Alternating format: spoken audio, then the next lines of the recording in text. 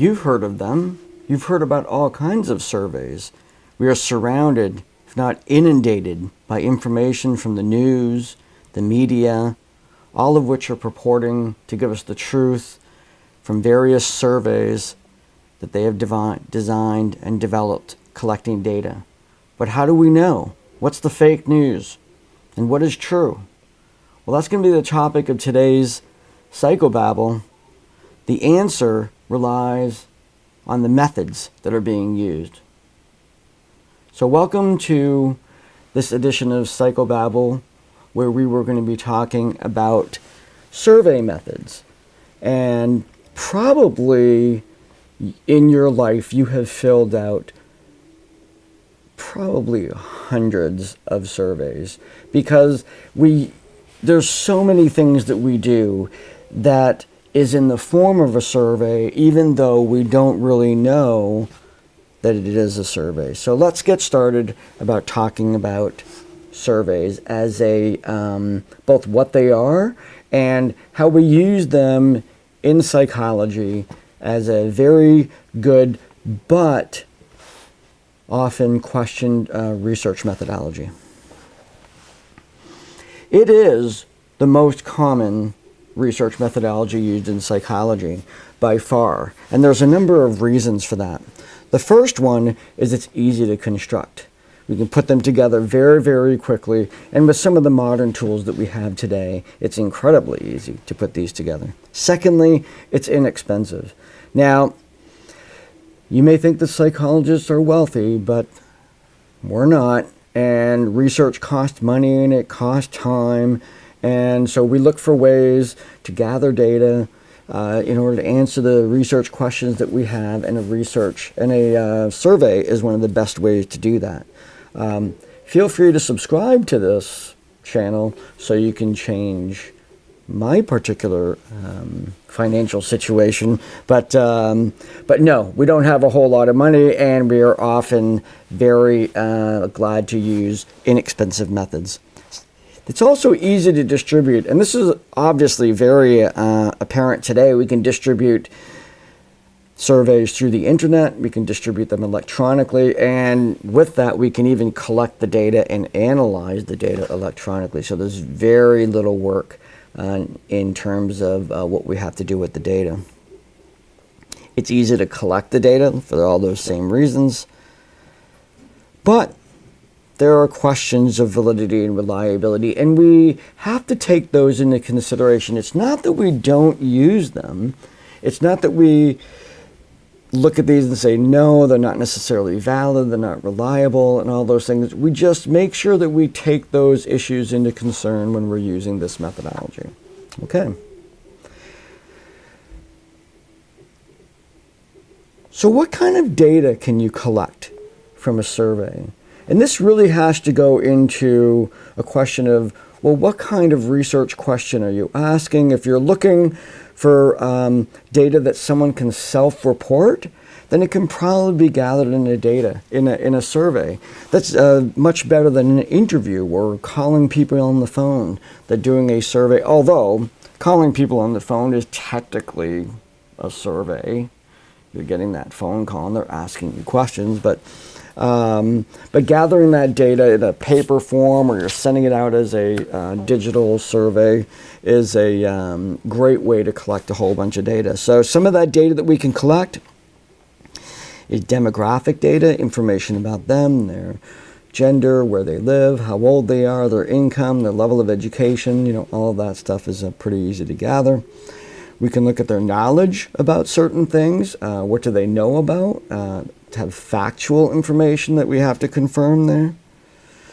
We can measure certain things, like it could be physiological traits, or it could be intelligence. An intelligence test is simply a survey. If you think about the paper pencil or the online intelligence test that you would take, those are efficient ways to measure something like intelligence without having to actually have the person come in and demonstrate their intelligence in other ways.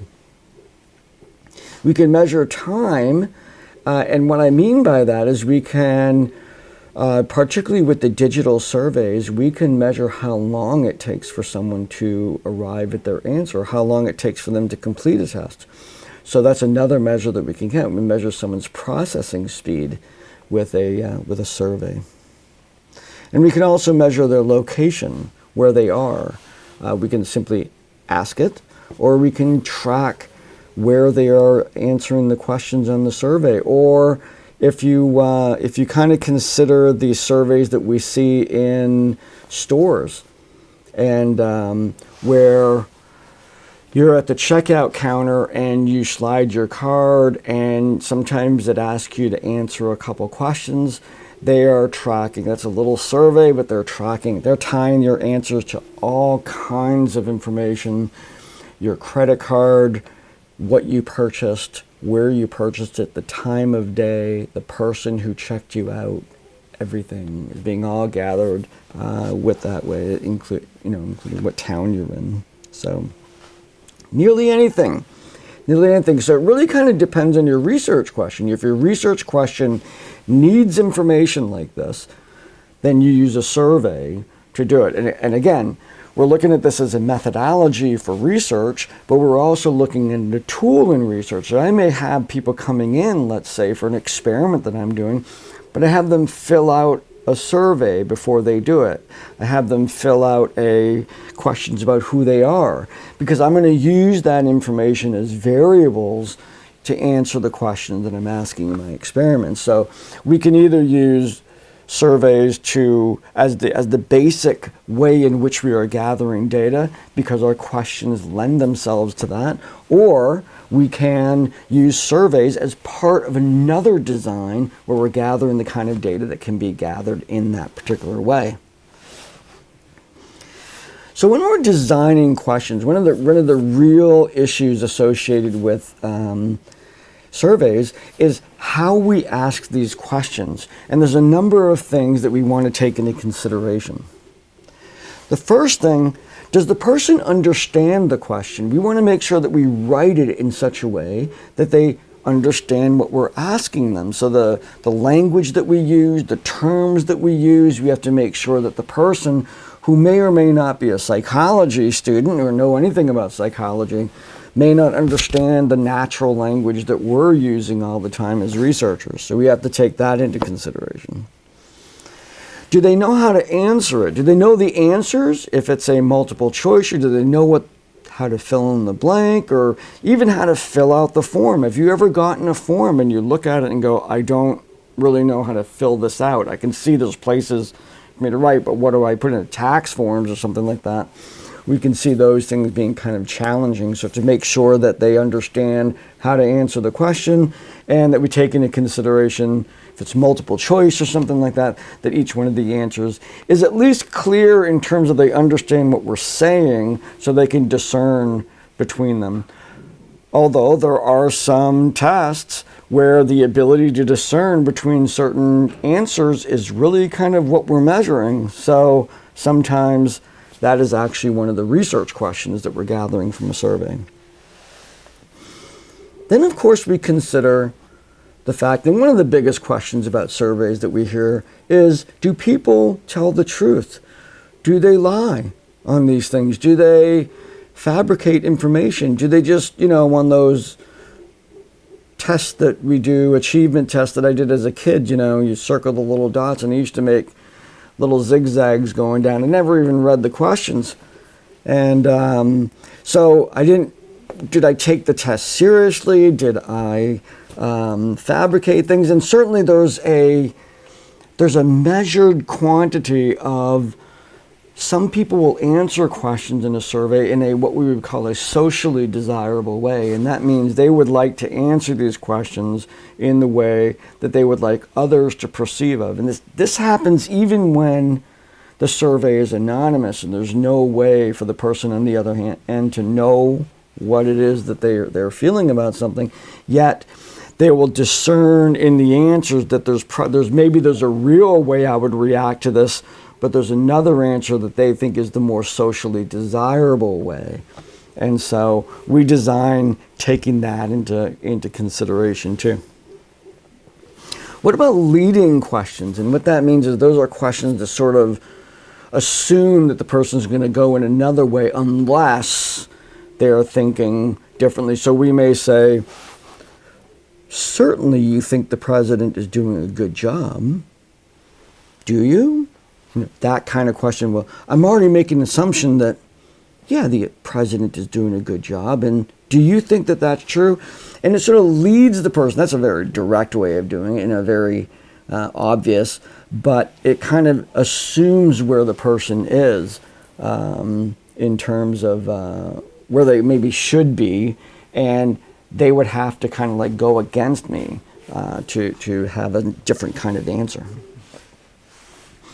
And then there are double-barreled questions, and although these are kind of common, they're pretty easy to avoid. And in truth, in my experience, it actually happens more orally than it does than I've seen in surveys. You know, that we ask double-barreled questions where we'll ask two questions at the same time, or let's say in a counseling session, we answer multiple choice. We ask multiple choice questions, and they're sort of double-barreled. So I might say, are you feeling sad about that, and what have you done to make that better? You see, I've asked two questions. First, do you feel sad about it? And then I sort of do a leading question. What have you done to make it feel better? I'm assuming the answer is yes. So why did I ask the first question? Would be the kind of way we'd want to critique that. Or maybe I should ask the first question, listen, and based on the answer to that, decide how I want to go to the other question, which is something we would want to do in the counseling session. So the biggest one is probably, and this is tough. This is tough because you enter into the process of research and you had this idea of what you want to study. You have the variables, let's say, and you're looking at a correlation or some sort of causal relationship. And you have created a operational definition for each one of your variables. Now, that operational definition is what your questions need to address. So if you're going to ask, if one of your variables is, let's say, a person's opinion about the performance of a public political figure, then and you have some ideas about the various kinds of opinions that people can have, and you're going to make a survey to kind of see where they match up on that, then you want to make sure that you write the questions so that they are very, if you're trying to measure different qualities of a characteristic like that, you want to make sure that your questions are written in such a way that they're very different from one another and they are successful in capturing that kind of information. Now, this is a creative process. Many people create surveys. They put them out there. They get their results. And then as they further analyze it, or they do follow-up studies, they find out, well, maybe the first question I asked really got misinterpreted, or it's not really a good measure of that particular quality that I was looking for. And so we're mindful of the notion that does the question actually give you the information that you're looking for? Or will people misunderstand it or do something else? Or is it just really worded in a way that's not consistent with your operational definition? Now, I said there are lots of different surveys that you have probably done. So you have encountered surveys all the time, even outside of the world of research methodology. And one of the most common ones that we hear about are opinion polls. And so we have where people are getting phone calls, or there's companies that work for television that specialize in targeting particular demographics, and they'll say, how many people of a college education level had their opinion about this particular policy or something, and they go out and they do these surveys either by phone or they're doing it on email, or anything like that. And they sort of are looking for people's opinions about things, and they gather that information and they can report it out as one of the measures of how the public feels about something. The next one is voting. Of all the, it's kind of hard to think about this as a survey, but you're going in and you have that piece of paper in front of you, and you circle or you push the thing through, or digitally, or however they're doing it. They do different ways all over the country. But voting is a way of gathering information about what do people want, what do people want in the next leader, what do they want in terms of the next bond issue, what laws do they want to put forward, those kinds of things. So it's a process of surveying as well as, in many cases, decision making. And the next one is any forms that you fill out. When you apply for a job, when you fill out a form for a credit card, when you fill out the form to be like a preferred buyer or something, or you get something in the email and it says, if you fill out this form, you can get a $5 Amazon gift certificate. That is all surveys that they're using. That application form is getting all that kind of information, and trust me, that all goes into a database, and statistics are pulled on that. How many people of this age bracket do we hire? How many people at this, are working for us? How many people get sick? How many people are not sick? And, those kind of things. And so insurance companies use this information, and they send out surveys to doctors, and they send out surveys to companies that use them as an insurance provider. And so these are when you fill out those forms, that data is then grabbed and used in that statistical way. Now then, applications, they already kind of said that, so that was already put out there. And assessments of various kinds. I mean, all the psychological tests and batteries, intelligence tests and achievement tests and abilities testing and all those stuff, technically they're surveys. I thought of just one right as I'm doing this. Intake documents. When you're working in the mental health field, as you're gathering data on people, all of that is considered a survey. Now, I'm doing this video in 2020. It's in late March. We're in the midst of our COVID-19 epidemic or pandemic that's going on.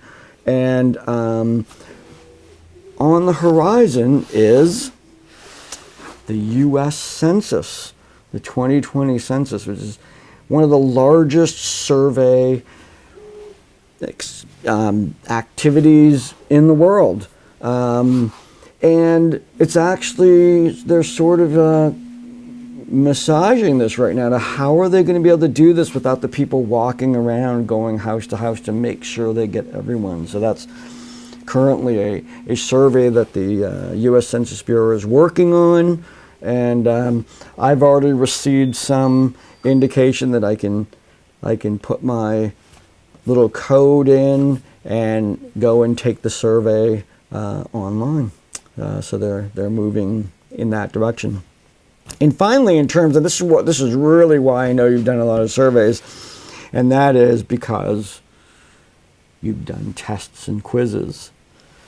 So everything that you've done that's a quiz or a test or some oral exams or those kinds of activities are all ways in which teachers survey what their students know. And so when you throw those into the bucket of surveys and we start thinking, well, does the question measure what you think it measures? Those are questions that educational psychologists and teachers think about all the time. We write a question and it's a survey. You take a quiz in this class, you have a survey. And does my question capture what you know? Do you understand the question? And then we go back to what I said earlier about the notion that sometimes understanding the question is the test.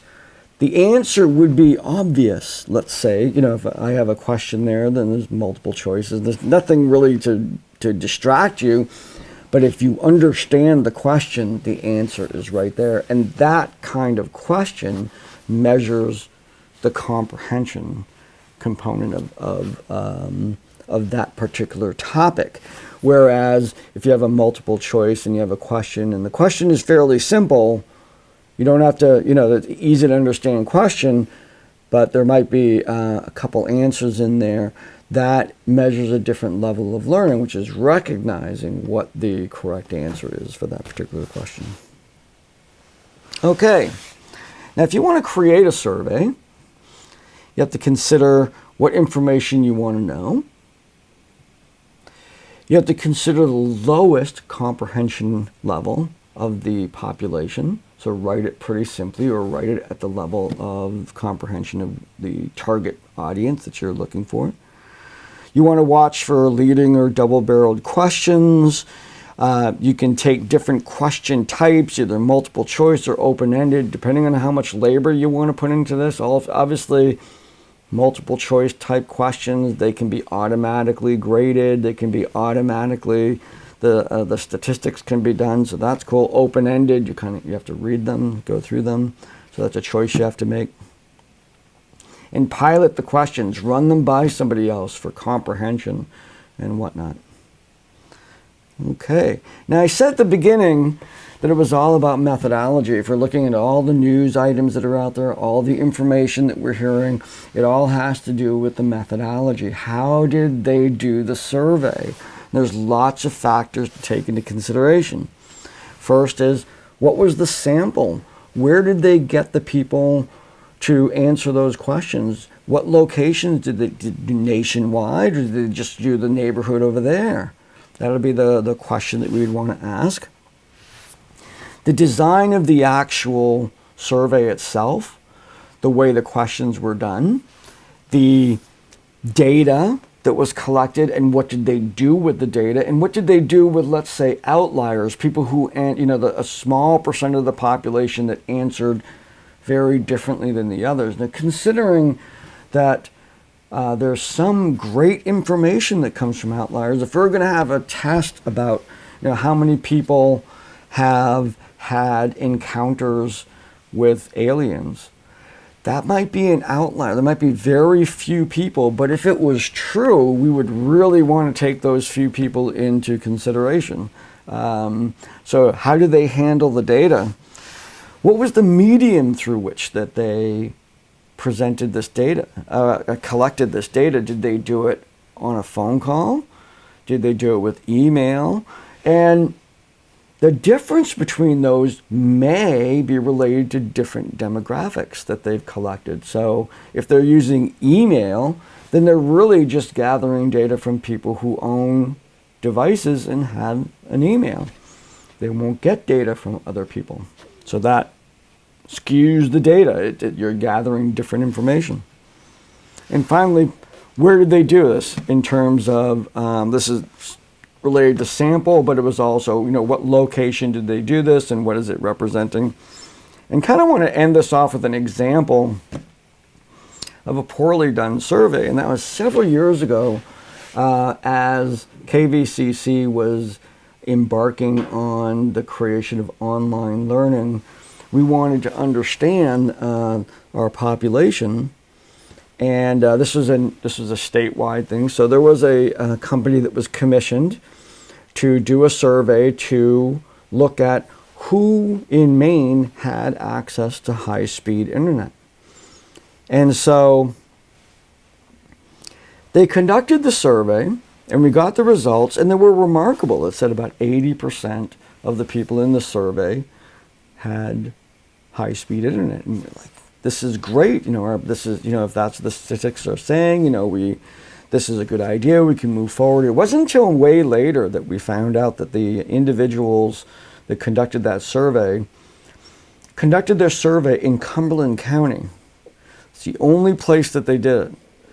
Now, Cumberland County is where Portland is, and there's obviously much more city centers there. There's a greater population. They want to get a large number of people, and there's geographic areas of Maine that have very, very few people in them, including the geographical places for KVCC, which is sort of Kennebec and into Somerset County. Not a lot of people there. The data that they collected did not represent the entire state of Maine. It represented just that southern portion. So the 80% or whatever it was at that time was certainly off. Okay, so that is our lecture today on surveys. I hope you enjoyed this. If you want to hear more of these, click the subscribe, click the little bell so you know every time I put one of these out. So I will see you next time and have a great day.